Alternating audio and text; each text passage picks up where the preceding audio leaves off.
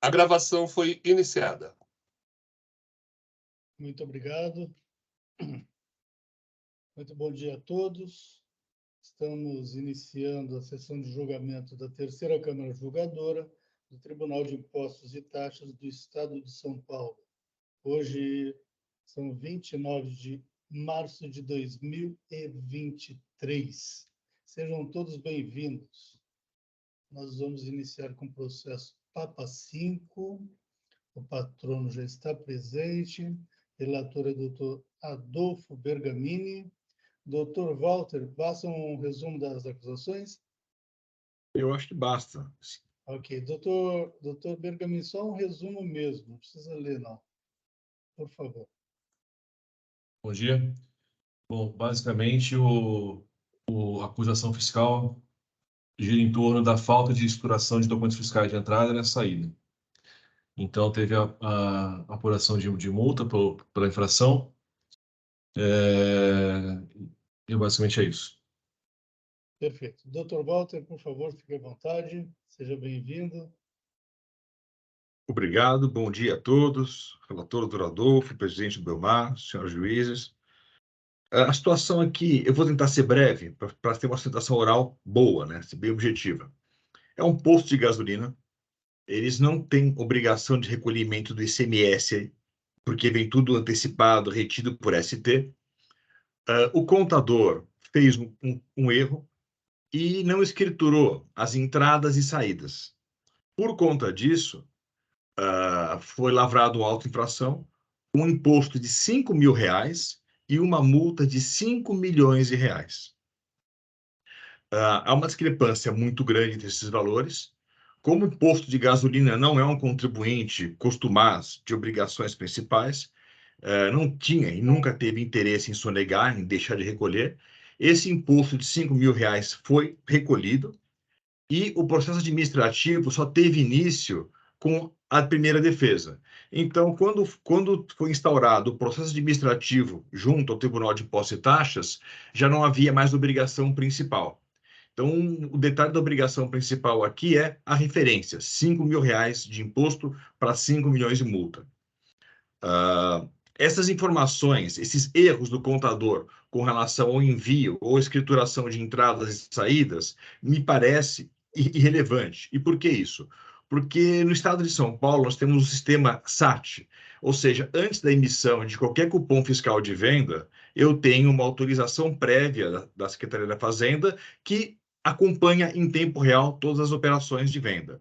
Então, é um imposto que vem retido por antecipação, é uma obrigação acessória que acaba sendo desnecessária por conta do sistema SAT, e nós temos uma multa de R$ 5 milhões por conta desse desencontro.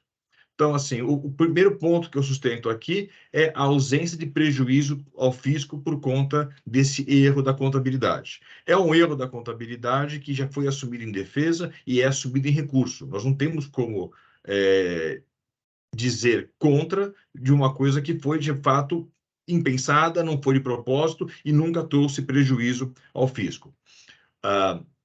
Como o processo administrativo ele não versa sobre obrigação principal, é só sobre obrigação acessória, nós entendemos que cabe a relevação da multa, ou integral ou parcial no limite dos R$ 5.000. E por que seria no limite dos R$ 5.000? Porque todas as câmaras do Tribunal de Justiça do Estado de São Paulo, de direito público, são uníssonas em dizer que a multa não pode superar o valor do imposto. Então, para um imposto supostamente devido e recolhido de R$ 5.000, eu não teria por que ter uma multa de R$ 5 milhões que equivaleria a entregar o posto, o fundo de comércio, porque na lucratividade atual, no momento atual, significaria o confisco, né? Enfim, então, o que nós sustentamos é a necessidade de relevação parcial ou integral da multa, não houve má-fé por parte do autuado, da recorrente, não há precedentes negativos, nunca houve outro auto de infração contra o posto de gasolina em si, contra o Papa 5, e por conta disso a gente pleiteia a relevação parcial ou integral, sendo que em dezembro do ano passado houve um caso muito próximo a este, e que nós já informamos no memorial, em que houve a relevação para 1% do valor da multa. Então, foi levado em consideração que o imposto foi pago antes da formação do processo administrativo. O que está em exame é só a questão de obrigação acessória, e por conta desse precedente, a gente está pleiteando uma relevação pelo menos a 1% do valor dessa multa atual, ou o mais correto, ao meu ver, seria uma multa equivalente ao valor do imposto. Enfim, esses acho que são os pontos principais. Eu fico à disposição para qualquer esclarecimento que seja necessário, doutor Adolfo. Muito obrigado, doutor Walter. Doutor Adolfo, algum questionamento ao patrono? Nenhum, presidente. Muito obrigado. Doutora Mara? Não. Muito obrigado. Doutora Fabiane? Nenhum questionamento. Representação fiscal? Sem questionamentos. Muito obrigado a todos. Doutor Adolfo, vamos ao voto.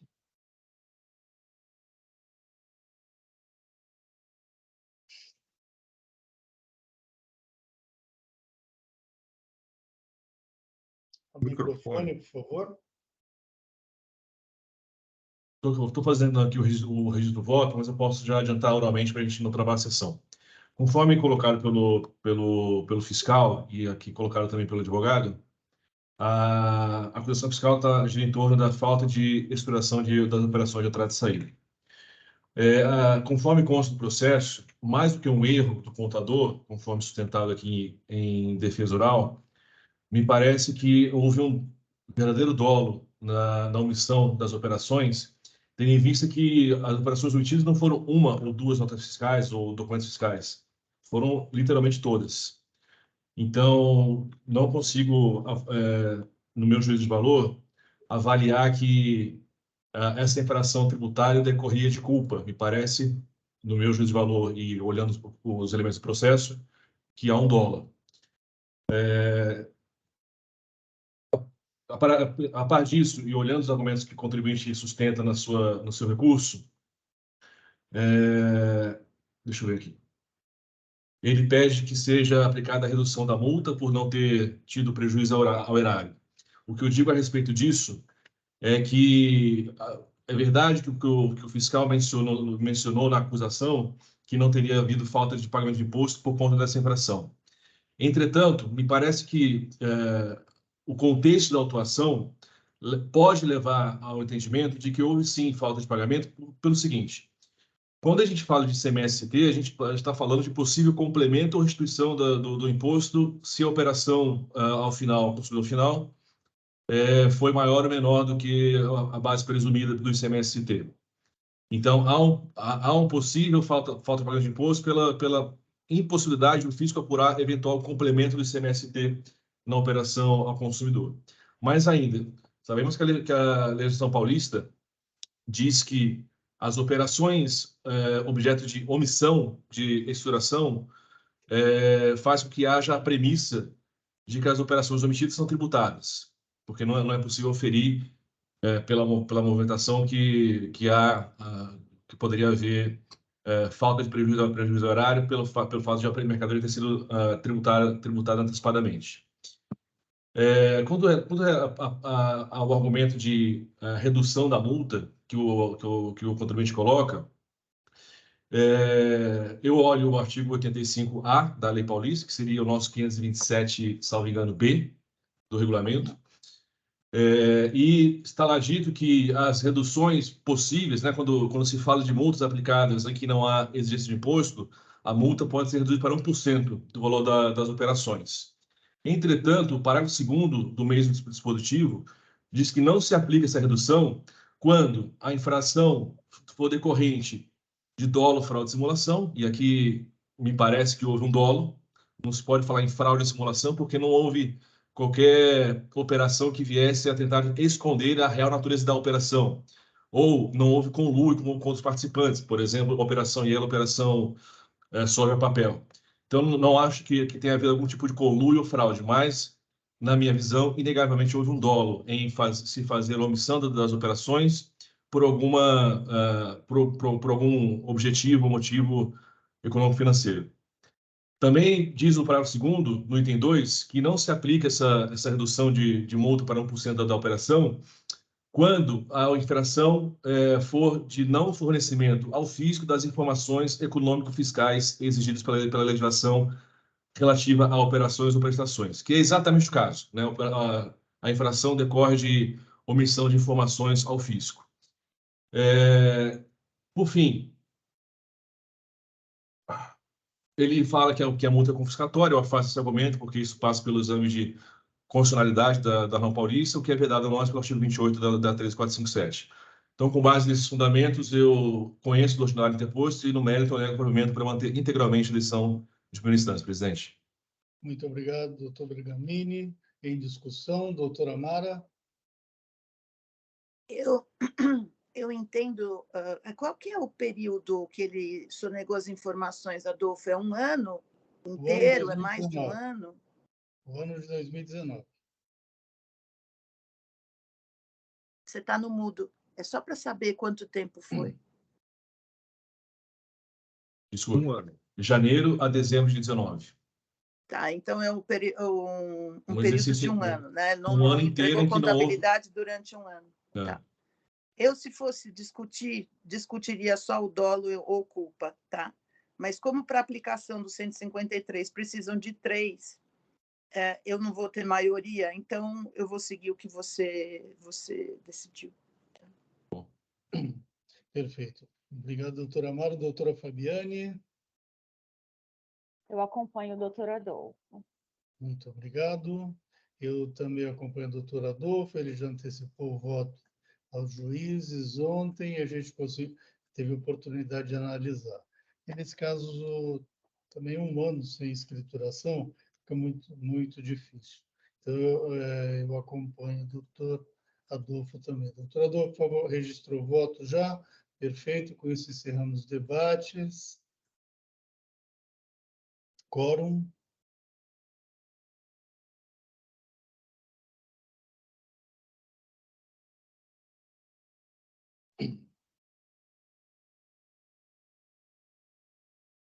Em votação.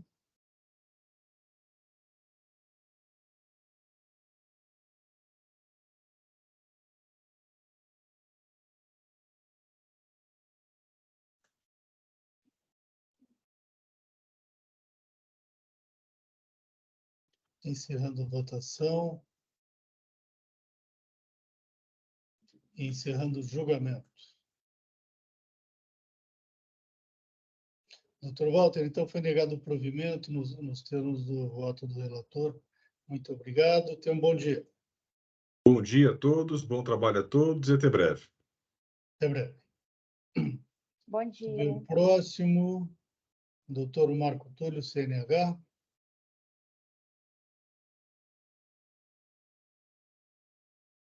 Doutor Belmar, estou a postos. Ótimo. Um minutinho, por favor.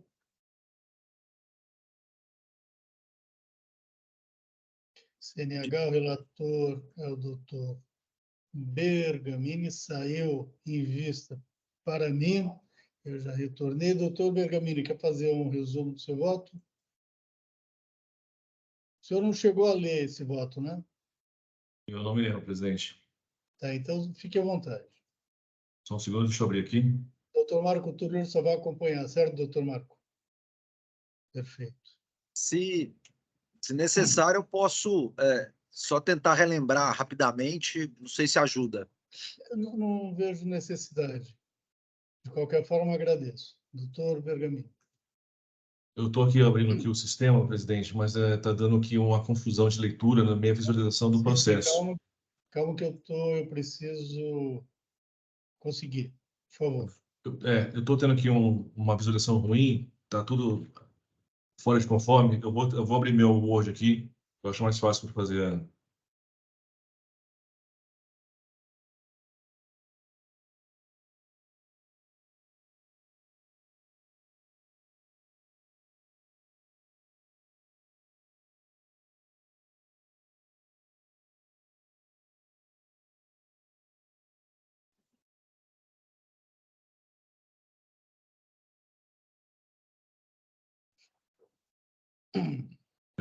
Vamos lá. Então, são 9 acusações fiscais.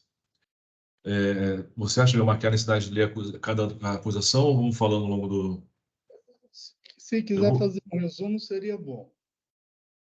Bom, eu vou fazer aqui, eu vou fazer a leitura resumida de cada acusação, mas não integralmente. Bom, item 1. Acreditou-se indevidamente do semestre montante de R$ 1.900 e poucos reais. Deixa eu ver qual que ele pagou aqui. Bom, ele pagou as separações 1, 6 e 7. Então, vamos lá. A ação tá paga. 2. Acreditou-se indevidamente do semestre no valor de R$ 12 mil e poucos reais. Por destacar indevidamente imposto na nossa escola eletrônica referente a operações sujeitas a não incidência de entrada de mercadoria. 3. Acreditou-se indevidamente de R$ 274 mil reais por ter destacado indevidamente imposto na nota de entrada. 4, mesma razão de autuação. 5, acreditou-se indevidamente no imposto, referente a operações internas de mercadorias para demonstração, conforme relatório circunstanciado.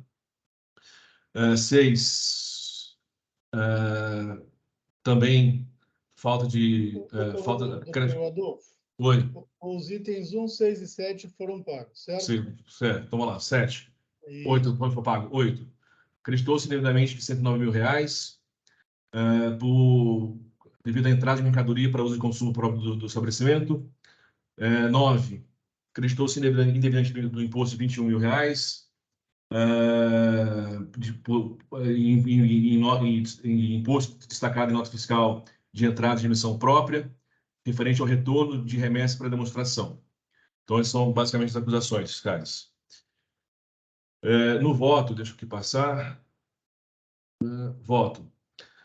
Preliminarmente, ele alega que tem saldo credor, então não poderia haver infração tributária por conta disso.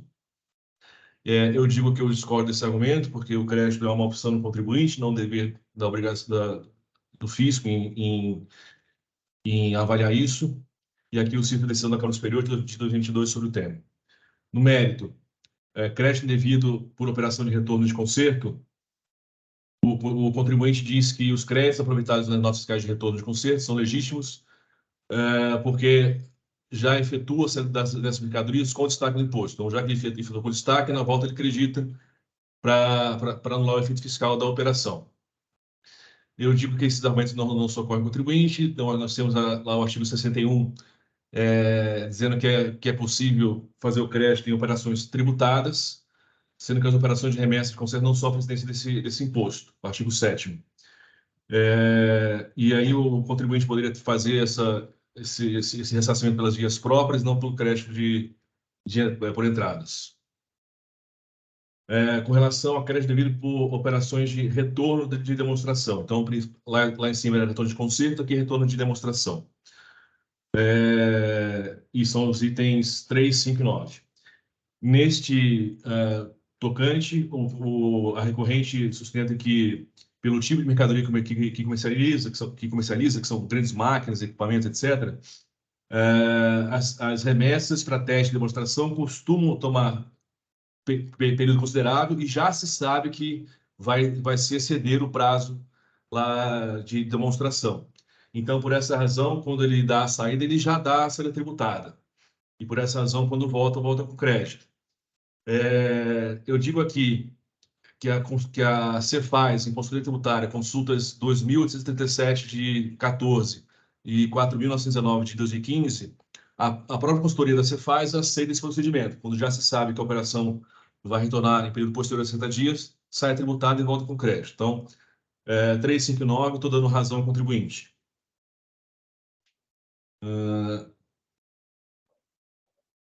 Item 4. Crédito indevido de notas fiscais sem destaque do ICMS. Então, a recorrente sendo que o crédito legítimo por observância do princípio da não quantidade, por ter sido destacado imposto por ocasião da remessa do bem. E aqui eu digo que não tem razão o argumento do contribuinte, porque o regime não cumulativo, não vou nem dizer princípio, na minha memória é o regime, é o modo de pagamento de imposto. Então, o regime não cumulativo não é restrito e tem algumas restrições legais.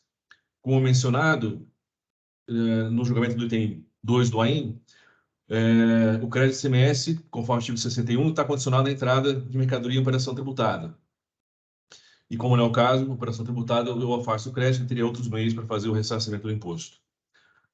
Nota fiscal, item 8, crédito devido por material de uso e consumo. A recorrente diz que a acusação nesse ponto é improcedente porque houve inconsistência do trabalho fiscal por ausência de inspeção dos bens envolvidos na autuação. E esse diz o contribuinte que os itens são aplicados no seu processo industrial.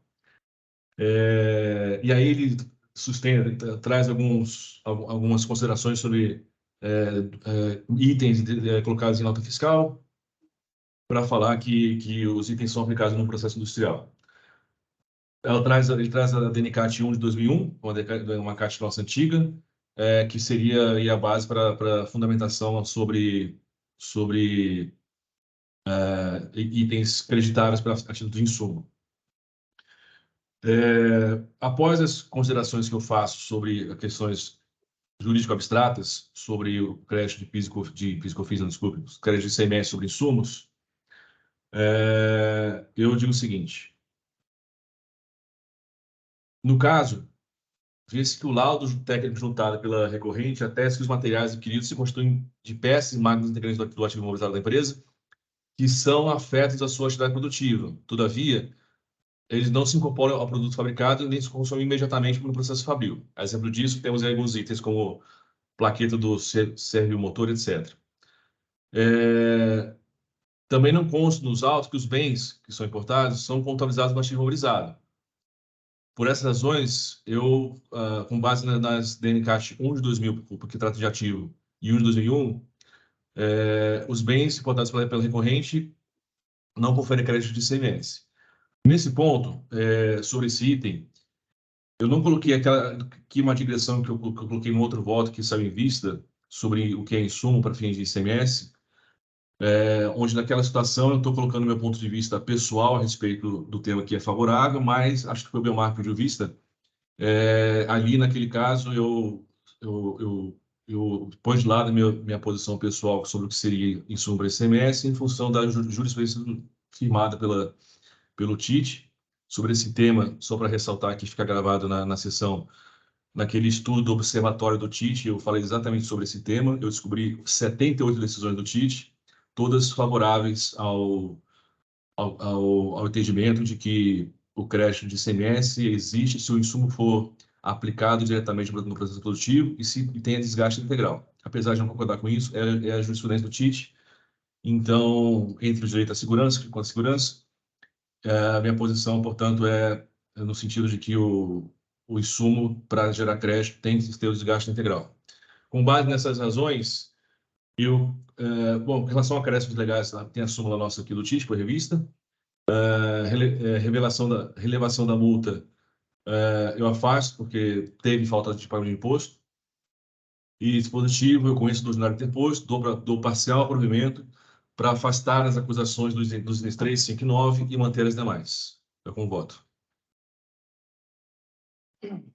Muito obrigado, doutor Bergamini. Eu pedi vistas, que era para analisar justamente o item 8, que é crédito indevido, segundo o fisco material de uso e consumo. Entretanto, analisando os autos, eu acompanho o voto do relator.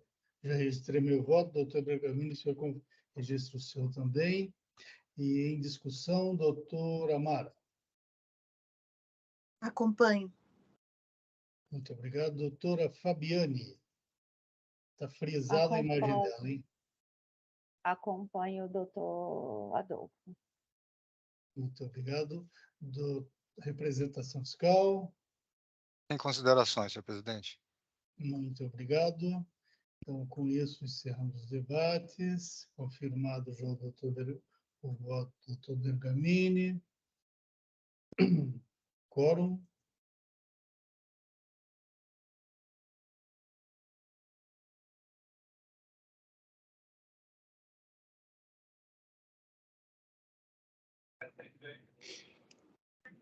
Alguém falou alguma coisa? Não consegui ouvir.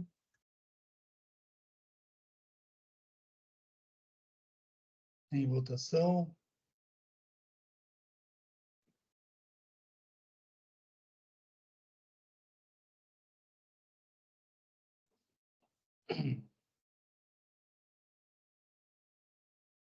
Encerrando a votação.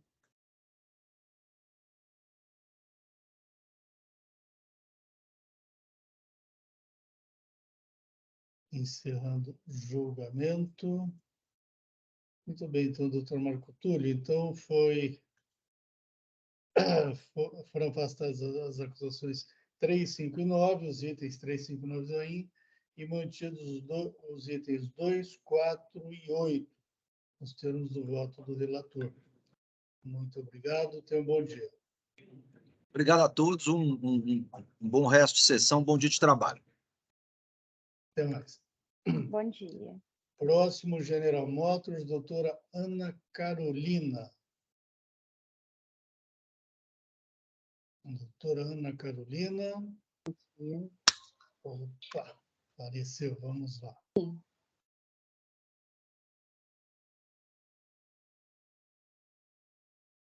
Só um minuto, por favor.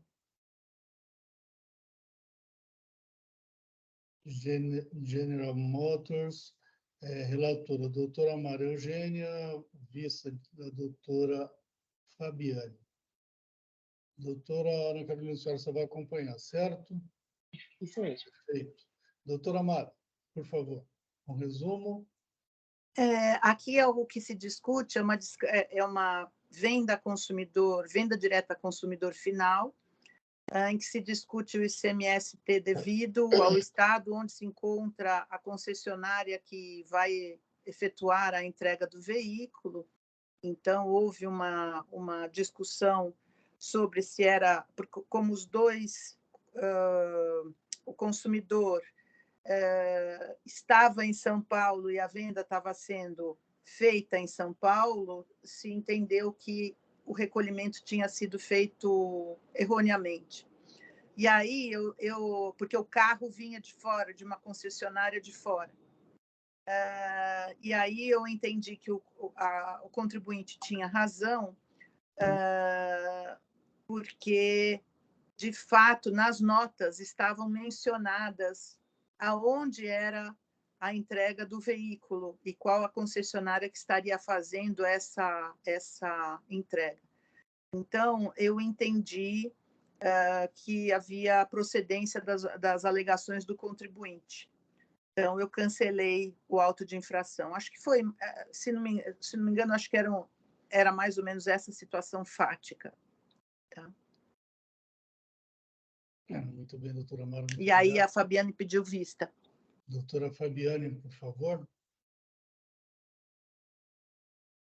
Bom, eu já registrei meu voto de vista e vou fazer um resumo. Eu pedi vista dos autos para analisar melhor a matéria. No item 5 do meu voto de vista, eu afirmo que, da análise do relato do AIN, dos documentos juntados, vejo que, de fato, o fisco não contesta que a entrega dos veículos foi feita em outro estado.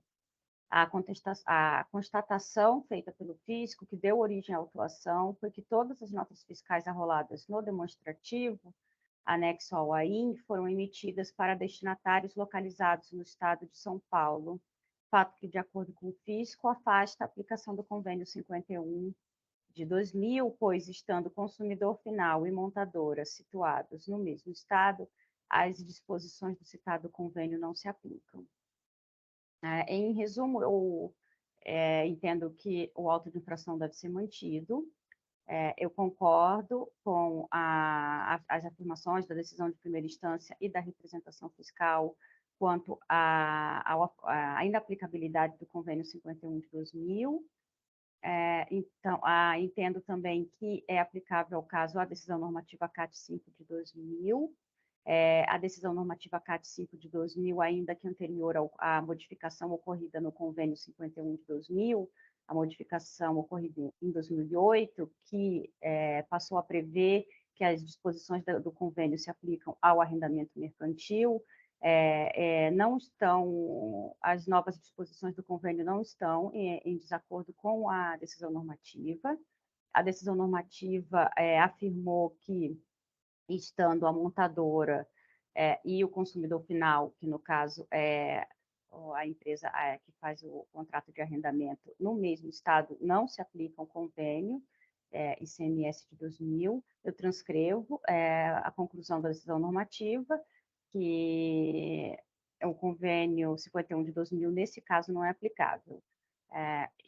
No caso dos juros, que eu entendo que deve ser aplicada a súmula 10 revisada, que limita os juros à taxa Selic.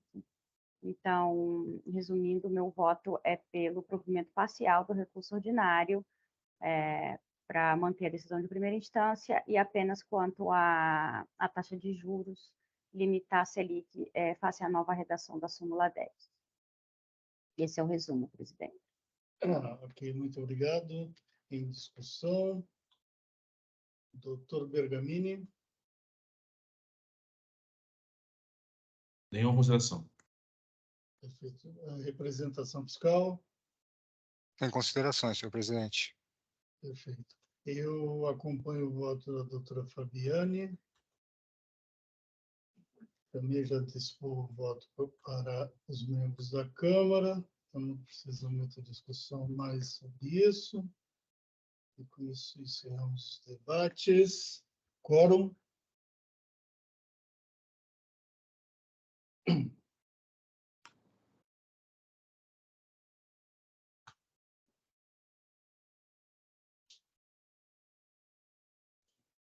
Em votação.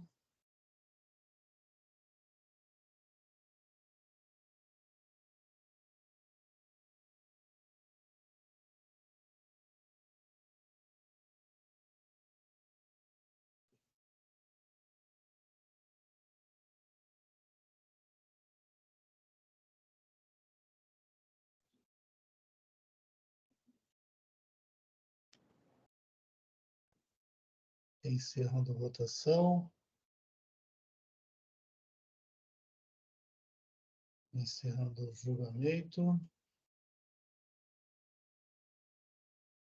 Doutora Ana Carolina, então foi dado parcial provimento ao recurso apenas para aplicar os juros previstos pela taxa Selic, ok? No demais foi negado o provimento ao recurso. Muito obrigado, tenha um bom dia. Tá certo, obrigada, bom dia. Bom dia. Doutor Germa já retornou. Andorinha. Andorinha, relatora a doutora Mara. Doutor Germa, basta um resumo das acusações? Sim. Doutora Mara, um resumo, por favor. Precisa ler Tá, toda, eu estou esperando o sistema trazer o voto. Ele Abrir, está né? rodando aqui. Esse já apareceu. Só um minutinho. Uhum. Ele está carregando. O senhor vai tirar em vista esse processo, né? Vou. Tá, Mas faz o resumo do doutor German fazer a tá, sustentação oral e eu já peço o visto em seguida. tá. Só um minutinho, porque ele não está realmente indo. Deixa eu ver se eu consigo. Que eu não consigo localizar o. Deixa eu ver se eu consigo localizar o voto no meu sistema aqui. Peraí.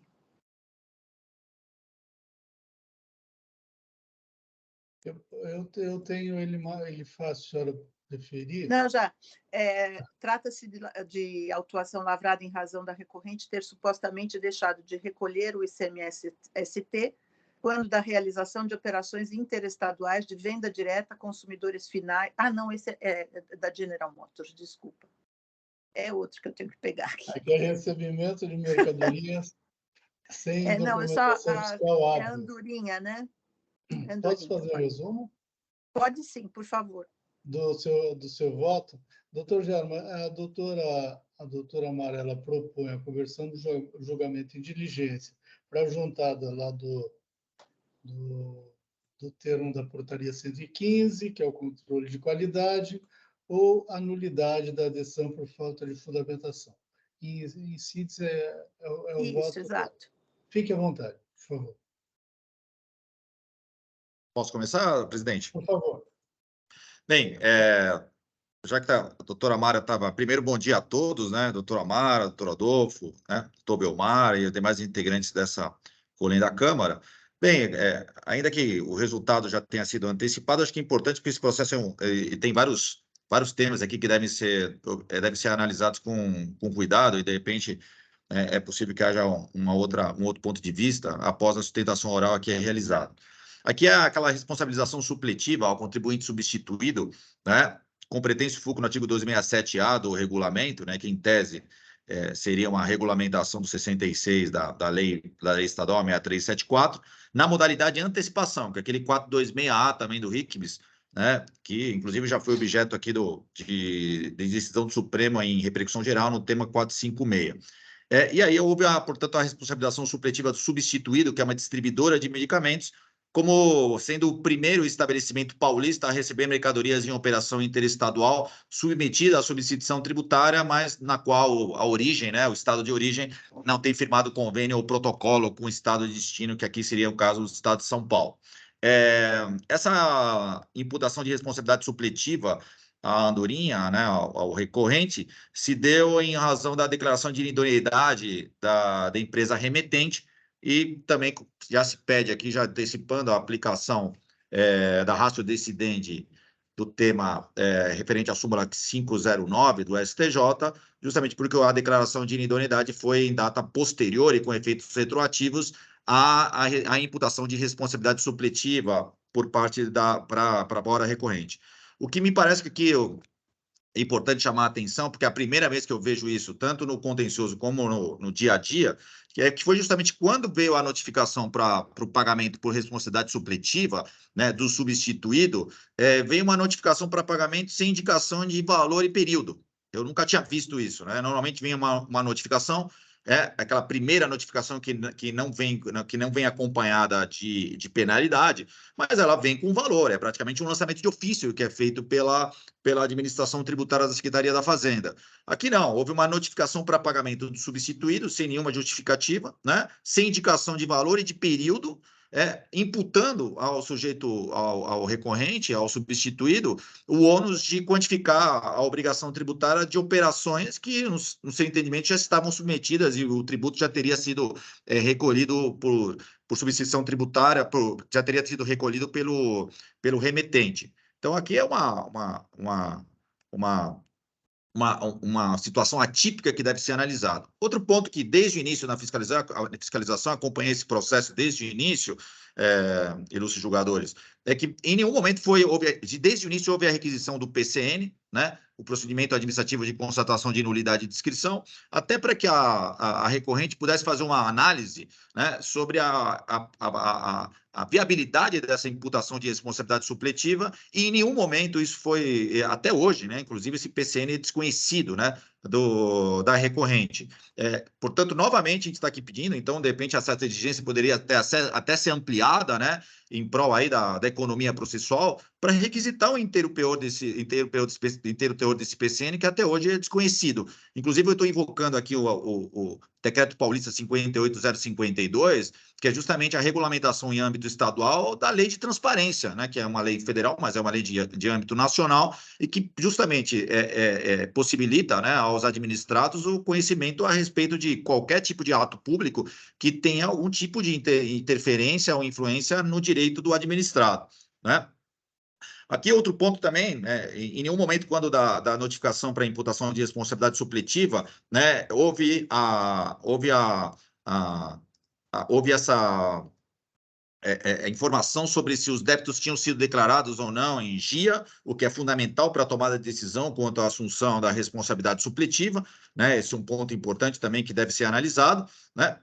E aí eu passo por algumas questões de mérito, digamos assim, que tratam aí da matéria de fundo. Primeiro, né, é a precedente da Câmara Superior, com aplicação do precedente vinculante da ADI 2777, né, quanto à inexigibilidade do ICMS-ST do substituído por ausência de liquidez e certeza. Essa é uma decisão da Câmara Superior, né, que deve ser de conhecimento aí de todos de todos os senhores, né? E que justamente levou em consideração a discrepância dos valores adotados para fins de quantificação da obrigação tributária com os valores efetivamente exigidos, né, em relação nas demais etapas do ciclo negocial. Essa discrepância entre o valor da base de cálculo presumida ST e o valor real da operação, ela já se encontra demonstrada desde a impugnação, né, e com comparações de preços, né, feitas inclusive em planilhas, as folhas 23, 13 e seguintes. Ou seja, isso desde o início,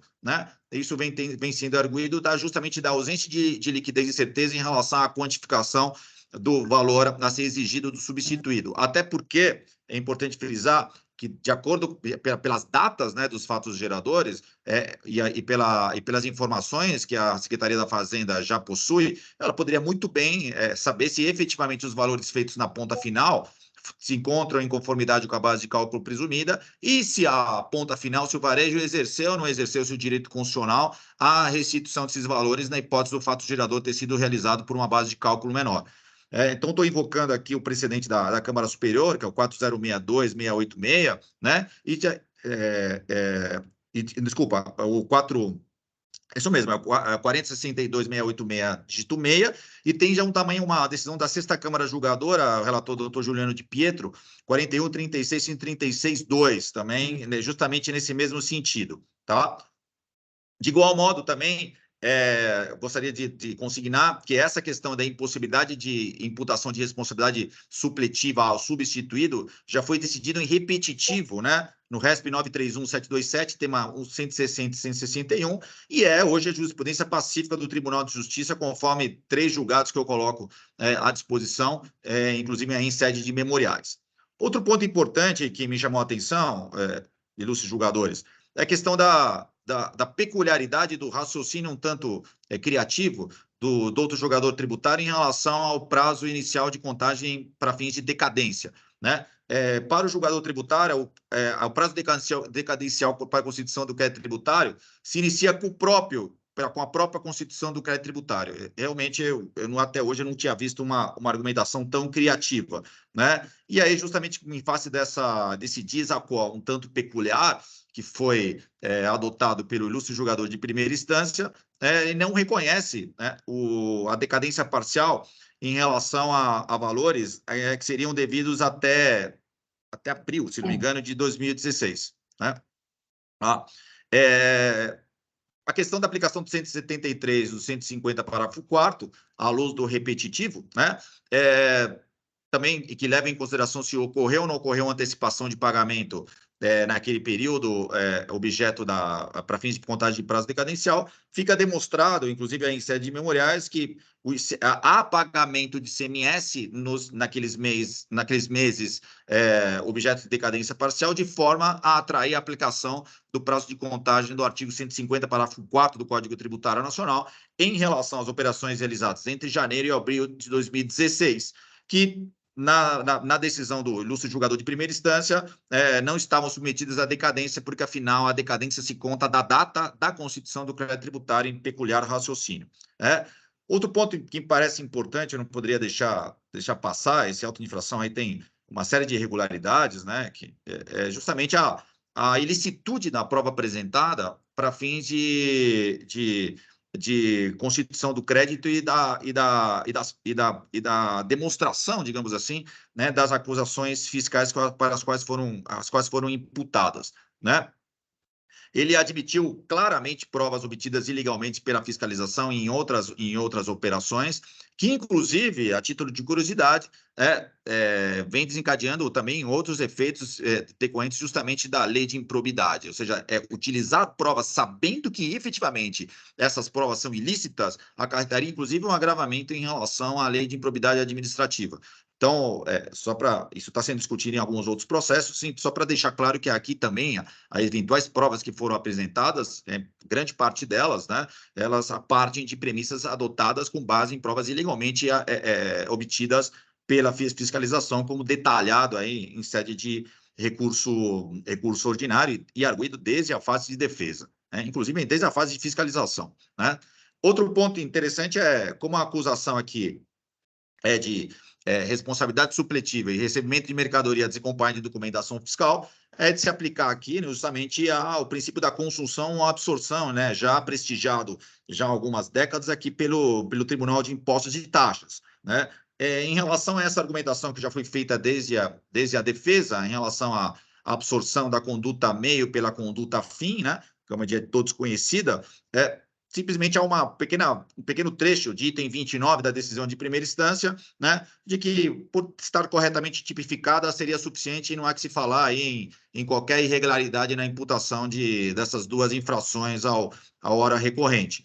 Então, mais uma vez aqui, pleiteando a nulidade da decisão por deficiência na fundamentação em relação a esse tópico, né, e se for o caso, né, com base no parágrafo 2º do artigo 10º da Lei Paulista 13457, o provimento, né, se for o caso, justamente porque se essa nulidade prejudica aquele que a argue, ela pode ser eventualmente afastada desde que seja para fins de reconhecimento do pedido, né? Pelo reconhecimento da absorção, cito uma série de julgados aqui da Câmara Superior, né?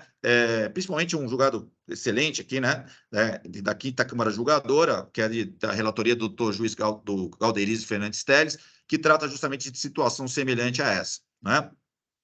Aqui também um tópico de boa-fé do adquirente substituído, ou seja, aplicação, eu não quero já estou indo além daquilo que eu gostaria em matéria de tempo, doutor Belmar. Então, se o senhor, por favor, se eu estiver ultrapassando o meu período regulamentar, o senhor, por favor, pode me avisar? Tá bom, muito obrigado, doutor Belmar. Né? E aqui, somente a aplicação da ratio decidente do tema 727, né, súmula 509, do adquirente de boa-fé e da impossibilidade de aplicação de responsabilidade supletiva, né? E da prova disso, que sequer foi apreciada pela unidade julgadora, né? Que são os boletos de cobrança, extratos bancários, pedidos de compra, comunicação entre comprador e fornecedor, todos devidamente juntados desde a impugnação, né? Ou seja, é um fato incontroverso, em nenhum momento a fiscalização argue qualquer falsidade na entrada dessas mercadorias, né, em relação ao fornecedor, e aí se aplica, portanto, já como em outros casos, né, e como a jurisprudência do TJ e alguns julgados do tribunal, daqui do Impostos de Taxas, a aplicação da ratio decidente da súmula 509, ou do tema 727 do STJ, do Superior Tribunal de Justiça. E aí, me parece que é por último, creio eu, né, doutor Belmar, desculpem, né, é a aplicação do tema 456, decidido com efeito vinculante e eficácia erga omnes, né, que é a fixação por decreto do regime de antecipação do imposto. Ou seja, o artigo 426A não encontraria fundamento legal, né, para fins de exigência, né, do ICMS antecipado. Lembre-se que essa responsabilidade supletiva decorre de um ICMS que é exigido com foco no artigo 426A. Isso é exatamente na mesma ratio decidente do tema 456, que não sei se é de conhecimento de vossas senhorias, apesar de tratar de um decreto do Rio Grande do Sul, né, a Procuradoria-Geral do Estado de São Paulo integra esse RE, o 598-677, como amicus curiae, fala claramente que a legislação de São Paulo padece do mesmo vício e é admitida e apresenta aí sua defesa em relação à constitucionalidade da fixação por decreto do regime de antecipação do imposto que foi vencido, né? Essa argumentação foi objeto de apreciação pelo STF, né? Nesse tema 456. Gostaria de lembrar que na recente decisão da relatoria do ministro Barroso sobre a coisa julgada em matéria tributária, que tem sido noticiada a toda voz aí no meio jurídico tributário, o ministro Barroso deixa claro que não há necessidade de previsão normativa expressa na legislação de cada ente da federação para fins de respeito a decisões do Supremo em repercussão geral. Ou seja, a ausência de previsão expressa no artigo 28 da Lei 13.457 sobre decisões tomadas em repercussão geral não é impeditivo para que os órgãos judicantes administrativos e a administração tributária necessariamente observe, né, as decisões tomadas em repercussão geral em razão desse processo de objetivação do controle difuso de constitucionalidade pelo qual o nosso ordenamento jurídico tem passado. Então, a gente está pedindo aqui também, né, justamente a aplicação do tema 456, por se tratar de tema de eficácia vinculante e de força vinculante e eficácia erga omnes, né?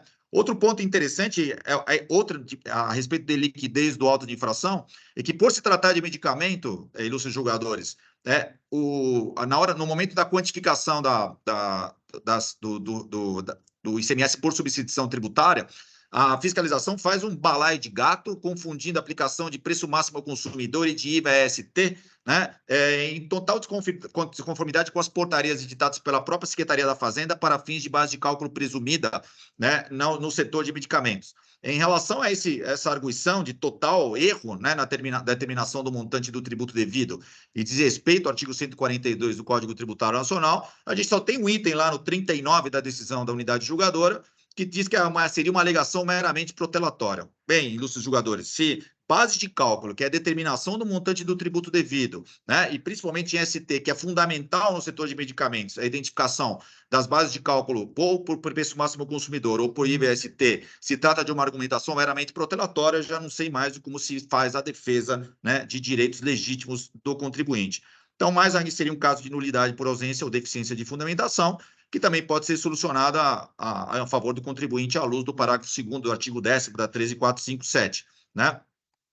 Então, esse erro manifesto, inclusive tem farmácia popular, que tem outra base de cálculo presumida, tem preço fábrica liberado, e ele faz um balaio de gato que é demonstrado em uma série de planilhas que foram apresentadas, inclusive em sede de fiscalização, né? Outro ponto que me parece importante, que se a glose é de operações interestaduais, ele deveria ter levado em consideração justamente a alíquota interestadual para fins de crédito, o que não foi também levado em consideração. Então, deveria ter levado em consideração a alíquota interestadual de 12 para fins de correta quantificação, né? E outro ponto aqui seria como é que eu posso exigir juros de mora contados da data do fato gerador se a imputação foi de responsabilidade supletiva e o contribuinte somente foi notificado, inclusive sem datas, períodos ou mesmo valores, e a partir de uma data da data da comunicação, sendo que os juros de mora foram exigidos desde a data do fato gerador, que foi claramente realizado por outrem.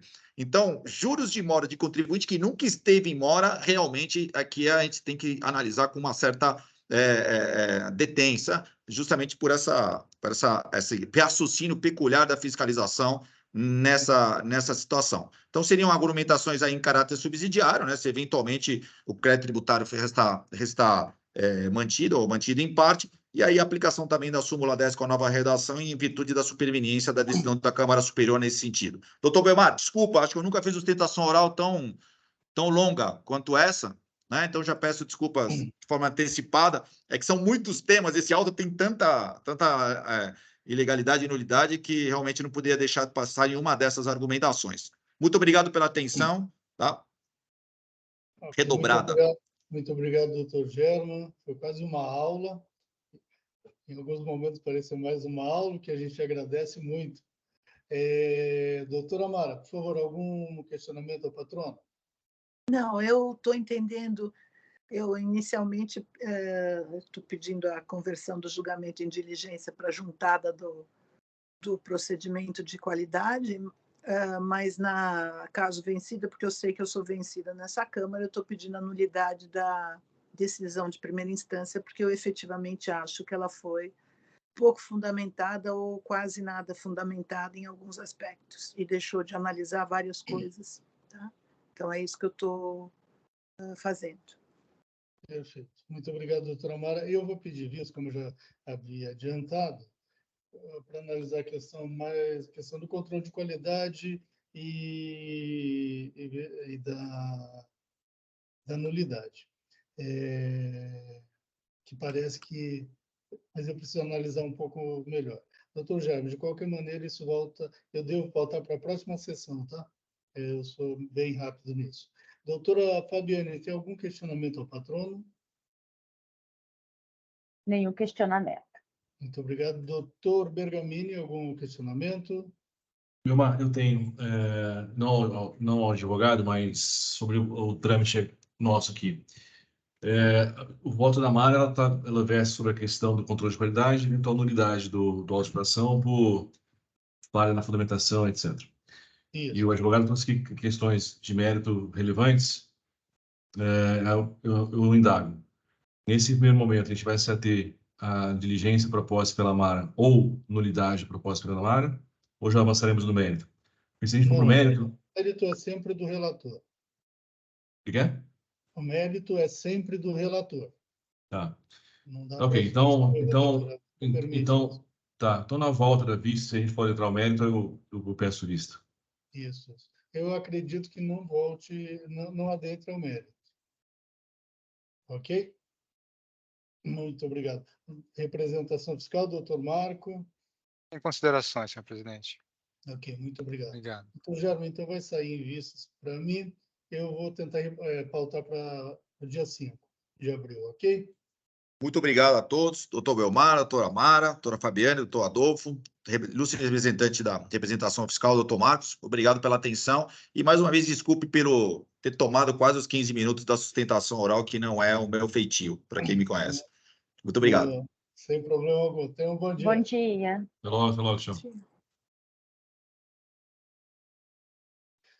Vamos lá. Chegamos. Está ficando lento já o sistema. Chegamos ao Lenca.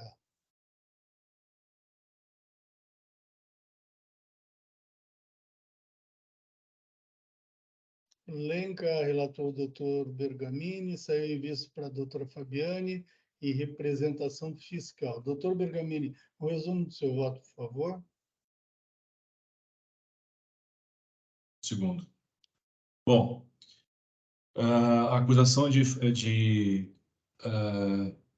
complemento, vamos dizer, de CMST, porque o fiscal apurou que as operações são entre partes relacionadas e ele fez um arbitramento de base de cálculo. Esse fiscal que essas operações têm o objetivo de reduzir o preço da operação de uma para outra, e com isso reduzir a base ST e implicar um regulamento menor, e aí a mercadoria seria revendida pela segunda empresa com preço maior, sem tributação.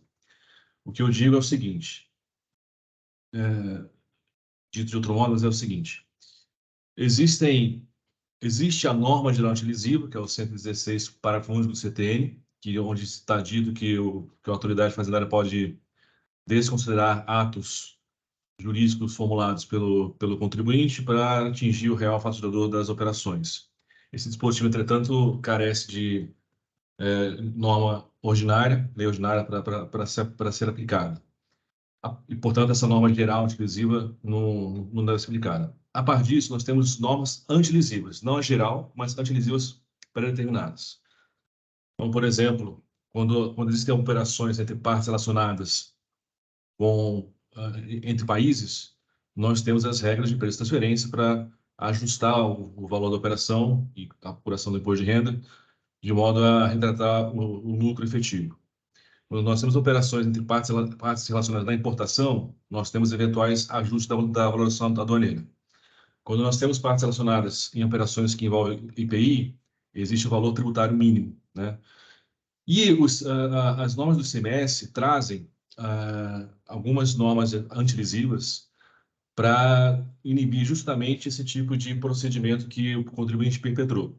Por exemplo, quando existem operações entre partes relacionadas, fabricante e distribuidor, com produtos de perfumaria, existe uma majoração do IVA-ST, que deixa de ser 60 e poucos por cento e vai para 177%, justamente para evitar que o contribuinte nessas operações com perfumaria faça a redução do preço da base da ST para jogar toda a margem de lucro no distribuidor sem tributação. Então, quando a legislação do CMST quer fazer esse tipo de combate a eventuais elisões do contribuinte, ela o faz via legislação, assim como outras normas que mencionei, como imposto de renda entre operações transnacionais, IPI e importações. Não existe para os produtos comercializados pelo contribuinte, que são materiais elétricos, normas parecidas com o que nós temos no CMST de perfumaria. Não há uma majoração de base de cálculo prevista em lei ou em regulamento na hipótese de operação ser entre parte relacionada. E aí a legislação não usa parte relacionada, fala em interdependência, né? Então, não existe norma nesse sentido para material elétrico. Por outro lado, também não existe uma norma específica que autorize o arbitramento da base de cálculo da ST como feito fiscal. Então, dada a ausência de norma a respeito, no mérito eu afasto. Aí tem uns outros argumentos, onde foi falado ao longo do processo que teria havido uma confissão de dívida por parte do contribuinte, mas essa suposta confissão não é propriamente uma confissão do contribuinte, é um documento emitido pela Cefaz. E ainda que fosse confissão de dívida, o STJ, em algumas decisões, inclusive em recurso repetitivo, diz que a confissão do contribuinte, e aí a decisão do STJ versa sobre parcelamentos, a confissão do contribuinte se dá em relação aos fatos. Então, se há uma questão controvertida se houve ou não circulação de mercadoria, e o contribuinte faz o parcelamento, ele confessa que houve circulação de mercadoria. Mas o diz do STJ é que o contribuinte não confessa direito, porque a obrigação tributária vem da lei e não da vontade das partes. Então, eventual confissão de dívida a esse respeito, se existente, que no caso, no meu entendimento não há, mas se existente, ela versaria sobre os fatos e não sobre o direito aplicável.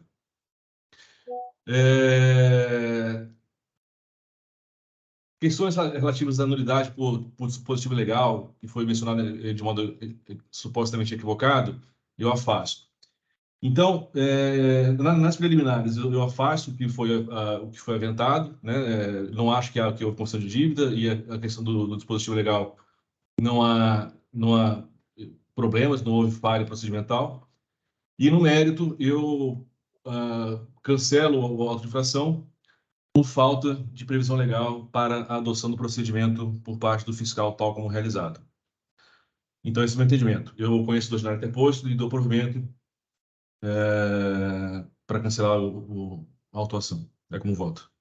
Muito obrigado, doutor. Sai envios para a doutora Fabiane e para a representação fiscal. Doutora Fabiane, por favor.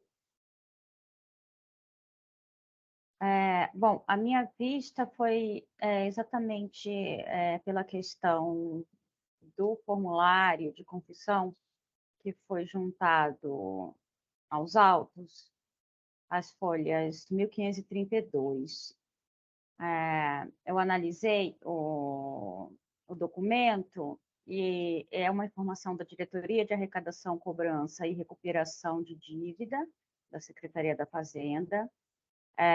O documento é denominado Folha de Informação de Confissão Irretratável de AIN e consta a data de confissão em 7/2/2022. A confissão do débito do AIN, ela é feita na conta fiscal do AIN, pela informação do documento, e a Diretoria de Arrecadação, Cobrança e Recuperação de Dívida informa, abre aspas, com base nas informações disponibilizadas da conta fiscal do AIN, CF AIN, consta a confissão irretratável para este auto de infração nos termos e com os respectivos efeitos do artigo 85B da Lei Estadual 6374 de 89, na redação conferida pela Lei Estadual 16497 de 2017. Subitens do AIN com confissão irretratável. Consta do item 001.001 até o item 001.0024, e quanto ao item 2, o item 002.0001. Comparei o documento com o DDF anexo ao AIN e, pelo DDF de folhas 4, verifiquei que todos os subitens do item 1 do AIN foram incluídos na mencionada confissão de débito, que os subitens do DDF são do 1.1 a 1.24. No meu entender, o artigo 85B da Lei 6374, como ele tem essa previsão de a expressa confissão irretratável do débito, implica renúncia ao contencioso administrativo tributário nos termos de disciplina estabelecida em regulamento, e esse artigo 85B da Lei 6374 foi regulamentado pelo artigo 527C do RICNS, que eu transcrevo também, e vou ler apenas o parágrafo 4º do artigo 527C. o débito fiscal não inscrito em dívida ativa, objeto de confissão e retratado, a que se refere o item 1, parágrafo 1º deste artigo, não poderá ser contestado em sede de contencioso administrativo, mesmo quando não obtida a diminuição da penalidade prevista nos incisos 1 e 2 deste artigo, em razão do descumprimento das demais condições do parágrafo 1º. Então, o meu entendimento é de que a informação da confissão é datada de 7/2/2022, feita pelo contribuinte na conta fiscal do AIN, conforme informado pela Diretoria de Arrecadação, Cobrança e Recuperação de Dívida. O recurso ordinário foi recepcionado em 8/7/2022, o documento de folhas 1509, então, posterior à data informada que houve confissão. Então, em conclusão, o meu voto é pelo não conhecimento do recurso ordinário. Pela análise da legislação, eu considero que o recurso ordinário não deve ser conhecido. É como voto, presidente. Muito obrigado, doutora Fabiane. Vamos ouvir a manifestação da representação fiscal também, depois a gente abre os debates, ok? Doutor Marcos. Ok. Em primeiro momento, a gente apontou uma série de operações em documento fornecido pelo contribuinte na defesa, que a gente consegue ver que houve realmente subfaturamento. Inclusive, ele vendia diretamente para outros fornecedores finais, quer dizer, ele tinha conhecimento de qual era o valor. Tá? Mas, tendo em vista que o voto da doutora Fabiane, no qual a gente concorda também, que houve realmente a confissão total do AIN, mesmo independente se houve pagamento ou não, o entendimento nosso é de que houve realmente a renúncia ao contencioso, e essa confissão é irretratável. Tá? Então, a nossa vista vai ficar prejudicada em função disso. Perfeito. Muito obrigado. O senhor já juntou os Obrigado. autos? Já juntou os autos? Já não tem. Ok. Muito obrigado. Então, em discussão. Doutor Bergamini, que é o relator. Presidente, sobre o tema proposto pela Fabiane para o doutor Marcos para debate, eu ressalto aqui que já foi dito no voto que a confissão é sobre fatos no seu direito. Um ato de declaração, que no caso não entendo que houve, mas um ato de declaração de vontade do contribuinte não ratifica um procedimento ilegal, sem base legal, para arbitramento de base de cálculo, praticado pelo agente fiscal. Um consultório de odontologia não pode confessar ser contribuinte de ICMS, em razão disso começar a pagar ICMS, né? Então, eu reafirmo aqui minha posição de que a confissão é sobre fatos, não sobre direito. A declaração de vontade do contribuinte não gera obrigação tributária de ICMS, em especial se o motivo da suposta da confissão versar sobre um procedimento ilegal adotado pela fiscalização. É isso. Perfeito. Muito obrigado, doutor Bergamini. Doutora Amara. Nenhuma consideração. Eu já vou adiantar meu voto, que eu acompanho o doutor Adolfo. Perfeito, muito obrigado. Eu acompanho também a doutora Amara. Há um termo formal reconhecido pelo órgão competente a tanto de que houve reconhecimento, a confissão. Portanto, não conheço também do recurso nos termos da voto da doutora Fabiane. Com isso, encerramos os debates. O doutor Bergamini, eu preciso confirmar ou alterar seu voto.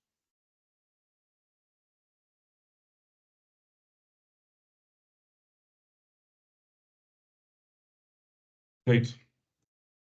Muito bem, estou encerrando os debates. Quórum.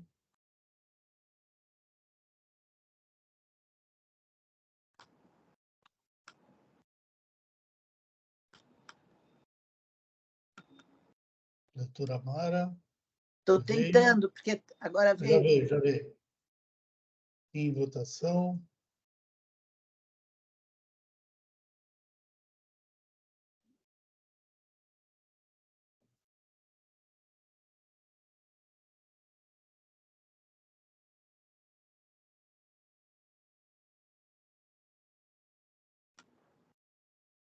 Tá difícil hoje aqui. É, Ele não vai de jeito nenhum, ele não não se gira. preocupe. fique Pronto, tranquilo. agora foi. Ei, doutora Amara, só a senhora fazer a gente rir.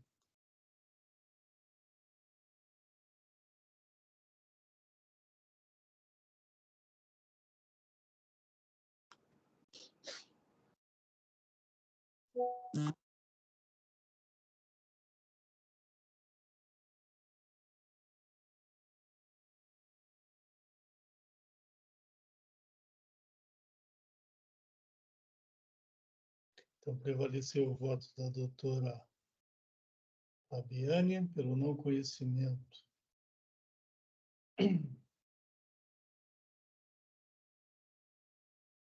O doutor Marcos, da representação fiscal, me lembrou que eu não registrei a sustentação oral feita pelo doutor Germa, no caso da andorinha. Eu vou fazer constar. Realmente eu não fiz e já encerrou o processo pela saída de vistas. Então, eu vou fazer constar isso no meu voto, ok? Então, com isso, nós concluímos a pauta de hoje.